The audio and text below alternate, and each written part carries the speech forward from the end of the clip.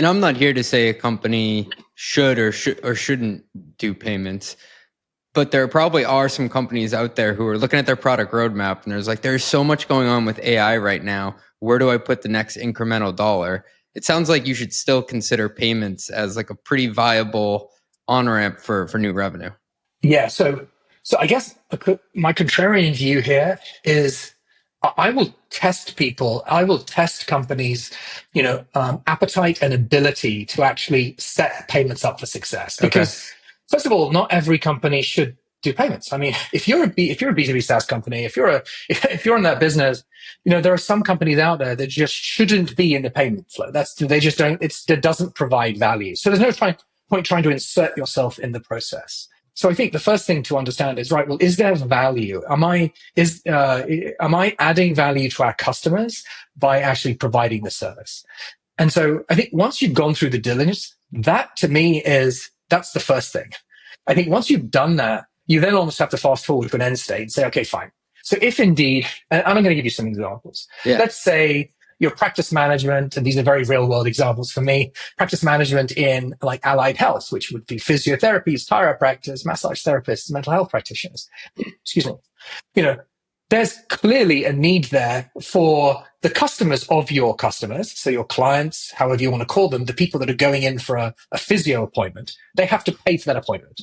So it's clear then that almost every single one of your practices has the capacity to process a payment and therefore is going to provide value because it's going to be better if it's in your system than it's in a little point of sale machine on a receptionist's desk somewhere. And so you can just do a back of the napkin math and work out, well, what that looks like in 3 to 5 years. And then say, actually, you know what? This is an X dollar opportunity. And I'm happy to run through some numbers with you just to kind of give your audience a sort of how to think about, to swag what that could look like. But it becomes a very big number very, very quickly.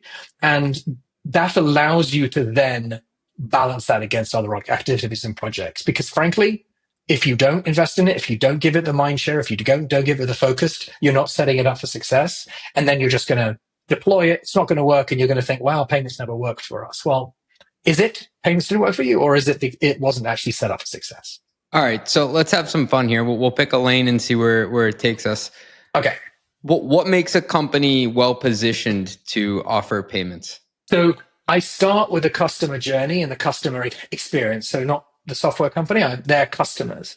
And so I just literally, I would run the company through a map and explain, like a customer journey map and say, right, well, how is that? First of all, is the customer processing a payment? So if you are, I'm picking an example here, if you're a data analytics platform, then if your customer is a data analyst, then it's not likely that they're not going to be processing a payment, as one example. So I would look at it and say, right, well, how are your customers processing payments? Is that how they run their business? Mm-hmm. Is your software where they go to help run their business? And then how are they currently doing it? And, in all likelihood, there's a variety of ways that they're doing it. And most of them are probably going to be quite inefficient if they're doing it outside of your platform, which is frankly where they go to run their business. So follow the money in a real term, which is follow your customers, how they manage their business, how they process transactions, whether that's credit card checks, ACH, doesn't matter what it is.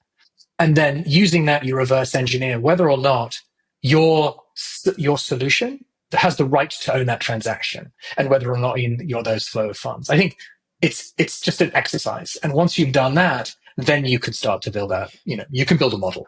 Run the Numbers is a Mosawi LLC production. Yelling an intro by Fat Joe. Artwork by some AI thingamajig.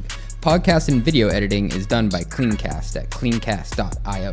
Nothing said on this podcast is intended to be business or investment advice. It's the sole opinion of me, a guy who feeds his dog too much ice cream and has a history of net operating losses, lol. If you like this podcast, please hit subscribe. It would mean a lot to me. And also check out mostlymetrics.com. That's my newsletter where I explore business models and financial metrics. Thanks for riding with me. Share this with your friends. Peace.